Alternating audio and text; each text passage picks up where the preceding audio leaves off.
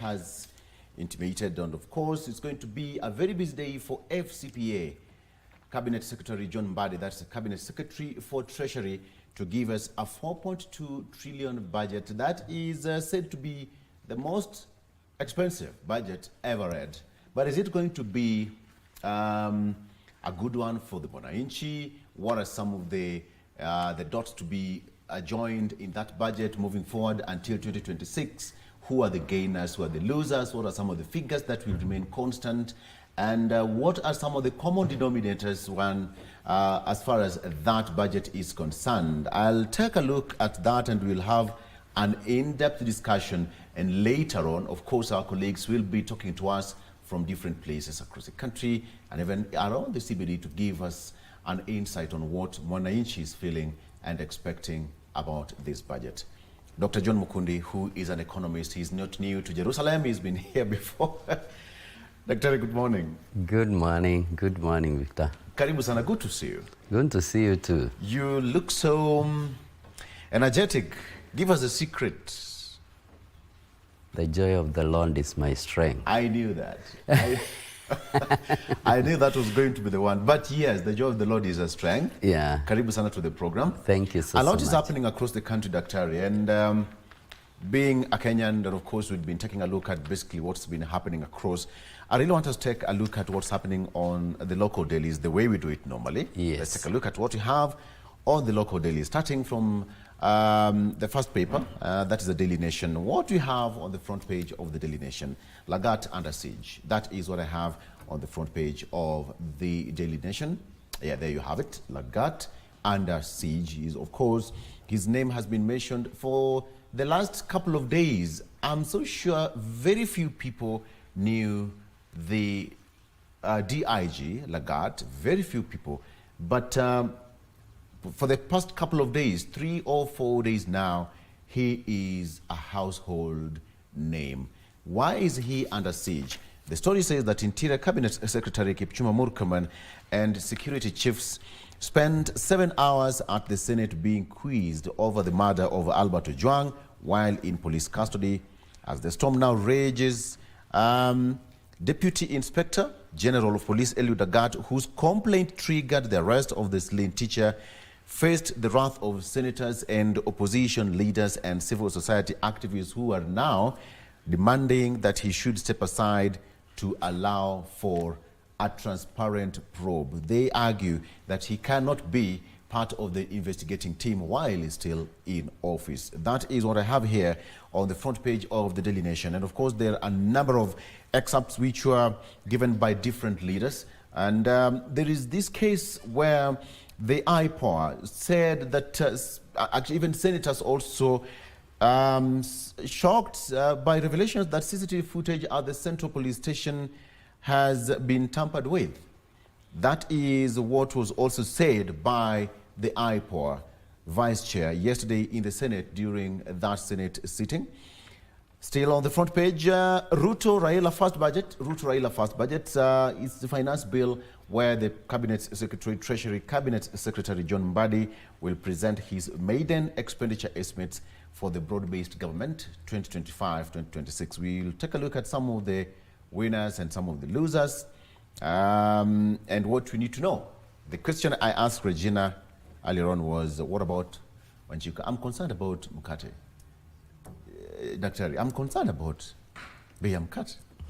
Yes, we'll be taking a look at that later on. But Daktari, let's take a look at the front page of the Daily Nation. What do you make of this? Lagat under siege, of course, just a general observation on what has been happening in the country for the last couple of days.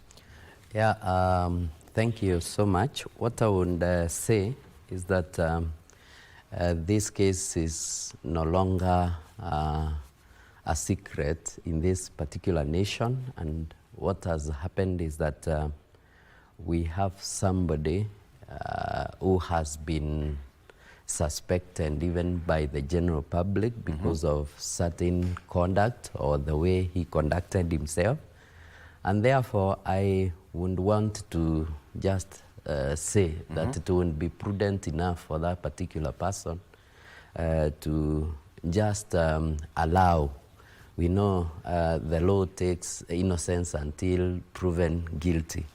And therefore, I would just say that it is important that if he has been adversely mentioned, that he should just take some break so that the investigation can go on.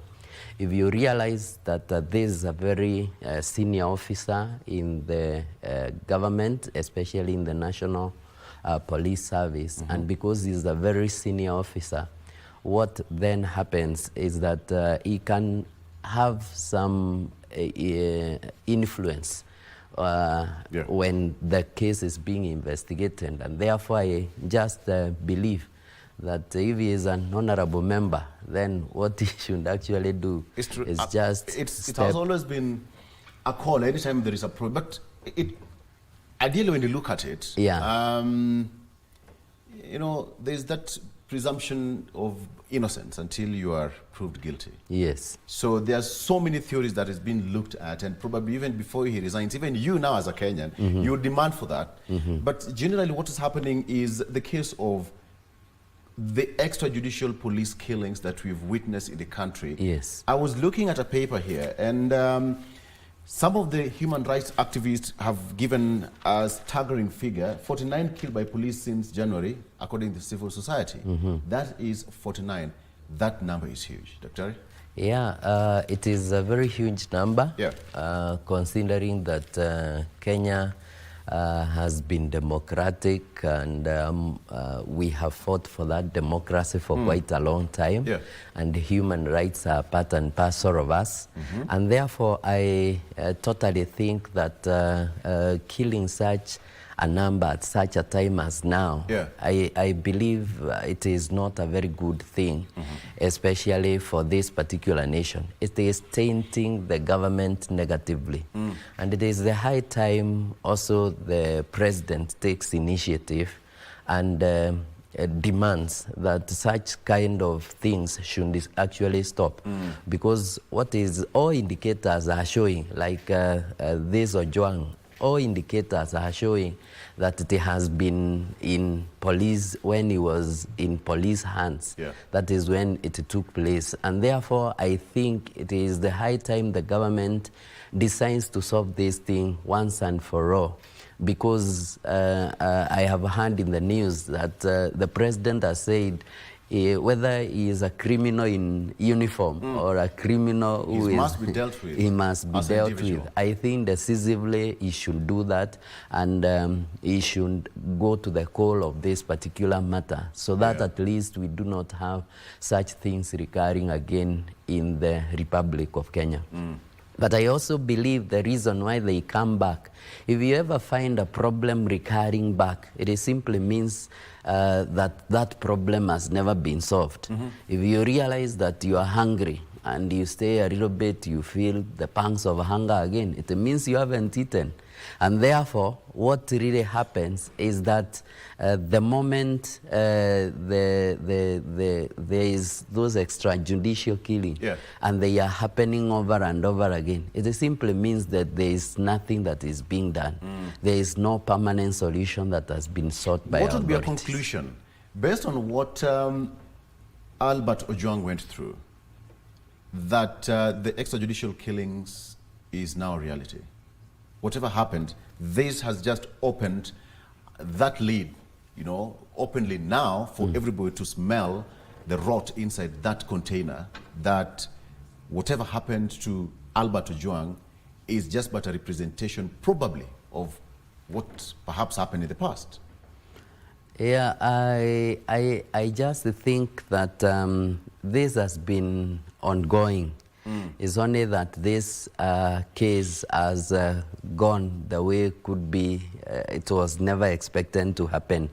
And that is why it has gone to the proportion that is higher than all the other cases. Like you have heard human rights talking about 49 cases, but it is actually this case that has been gone. Now shadowing the 49. It is shadowing the 49. So you can imagine, because it is a case that is shadowing the 49, there must be some mess up that has been done. Could be there are others that have been done even a bad way than this particular case recorded. and never recorded. And therefore, I believe that it is an eye-opener also to us and to the authorities, and especially IPOA. We need not to see IPOA doing joint conferences with the people they are overseeing. And therefore, that is a wrong thing, because we have seen them standing beside the IG and all the other people they are overseeing, and they are giving a joint conference, a joint press conference. I believe it is the high time they change. It is the high time they purpose that this is our work. We are independent, and they are given some money allocated in the budget for that particular assignment. And therefore, I believe that it is the high time they also do their work, because I think if they do not give us a solution, then also it is it means the logic why they're in office. There is that office. Exactly. Yes. But then now, the investigations that is also being pushed by IPOA, a number of times they've hit the target in the investigations, but a number of times they've also lost it, quote unquote, lack of evidence, or the case collapses because of a reason or two. But this one now is in the public domain. You've correctly put it, they should be independent.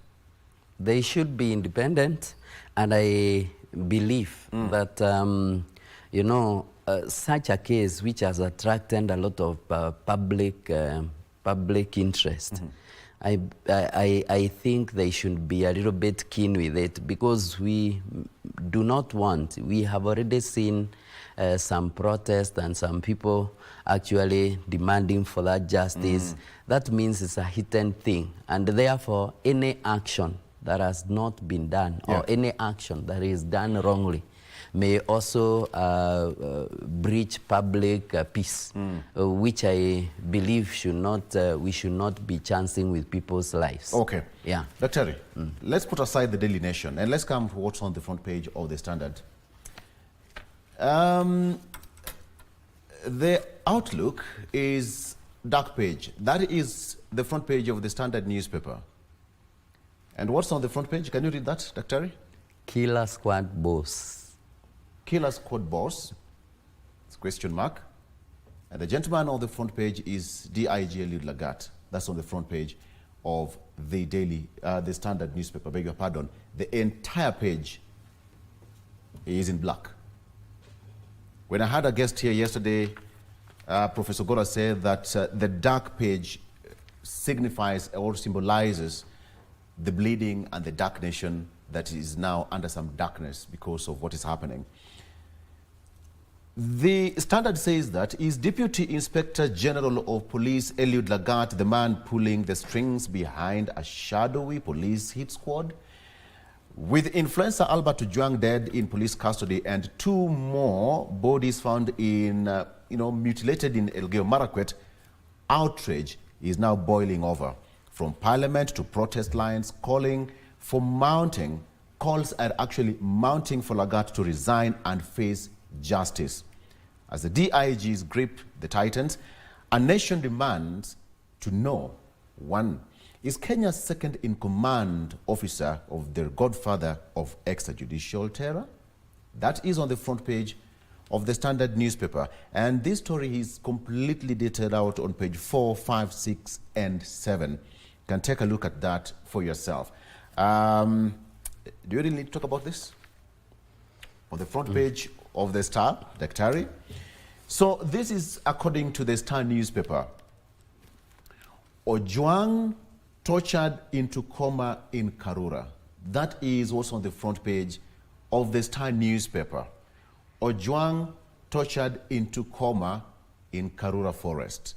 We all heard and saw what was submitted before the Senate House yesterday, when different institutions, including IPOA, the IG himself was there, the Cabinet Secretary for Interior, Kipchumba Murkomen, who is a lawyer, was also there, admitted that there was a lot of things that happened. But let me give you a quick read on what the Star has outlined here. The Star says that sources close to the ongoing investigation say that between 9:30 p.m., that is, and 1:39 a.m., the time of Ojwang's death as recorded in the occurrence book, he was removed from his cell and taken to Karura Forest. That is what's on the front, that is what's on the fourth page of the Star newspaper. The paper continues that the truth is Ojwang was in good condition when booked, but he was moved later that night, tortured, and returned nearly lifeless, according to sources. So, of course, there is that sense of anonymity and privacy. And the Star continues that IPOA Deputy Chairperson Anne Wanjiko confirmed before the Senate that the CCTV system at the Central Police Station, especially near the cell holding Ojwang, was interfered with. According to multiple sources, a private vehicle was used to ferry Ojwang from the station to Karura Forest. Now, this was after the DCI vehicle that had transported him from his home in Homa Bay to Nairobi was discharged. The story continues that inside the forest, he was allegedly beaten unconscious, kicked, punched, and assaulted while still handcuffed by a group of officers, including a senior police officer and his driver. Last but not least, when Ojwang slipped into a coma, his assailants reportedly panicked. Then they bundled him back into the private vehicle and returned him to Central Police Station just after 1 a.m. At 1:39 a.m., Ojwang's death was officially recorded under OB number 9/08/06/2025. That is according to the Star newspaper. You can take a look at your favorite page.